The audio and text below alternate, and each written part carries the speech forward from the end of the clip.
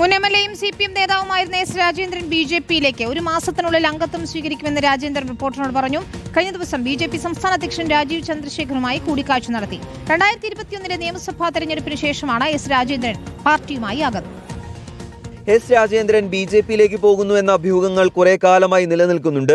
അതിനിടെയാണ് രാജീവ് ചന്ദ്രശേഖറുമായി സംസാരിച്ചെന്നും താൻ മുന്നോട്ട് വെച്ച ആവശ്യങ്ങൾ അംഗീകരിച്ചാൽ ഉടൻ ബിജെപിയിൽ ചേരുമെന്നും എസ് രാജേന്ദ്രൻ വ്യക്തമാക്കിയത്. സ്ഥാനമാനങ്ങൾക്ക് വേണ്ടിയല്ല, മറിച്ച് ജില്ലയുടെ വികസനത്തിന് വേണ്ടിയാണ് ബിജെപിയിൽ ചേരുന്നതെന്നും എസ് രാജേന്ദ്രൻ റിപ്പോർട്ടിനോട് പറഞ്ഞു. സംസ്ഥാന പ്രസിഡന്റിനെ കണ്ടു സംസാരിച്ചിരുന്നു എന്നുള്ളത് വസ്തുതയാണ്. നമ്മളും ചില കാര്യങ്ങൾ പറഞ്ഞിട്ടുണ്ട്. വ്യക്തിപരമായി സ്ഥാനമാനങ്ങളോ അല്ലെങ്കിൽ പിന്നെ മത്സരമോ അങ്ങനെയൊന്നും ആവശ്യപ്പെട്ടിട്ടില്ല. വ്യക്തിപരമായി ഒരു നേട്ടത്തിനോ ഒരു തെരഞ്ഞെടുപ്പിന് വേണ്ടിയോ സ്ഥാനമാനത്തിന് വേണ്ടിയോ പ്രവേശനം ആഗ്രഹിക്കുന്നു. 2006, 2011, 2016 നിയമസഭാ തെരഞ്ഞെടുപ്പുകളിൽ തുടർച്ചയായി ദേവികുളം മണ്ഡലത്തിൽ നിന്നും എംഎൽഎ ആയിരുന്നു. 2021 രാജേന്ദ്രൻ മാറുകയും പകരം എ രാജ മത്സരിച്ച് വിജയിക്കുകയും ചെയ്തു.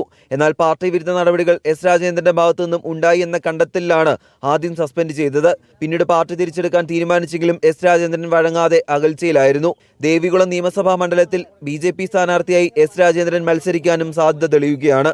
Reporter Rahul Suresh, in reporter, Idukki.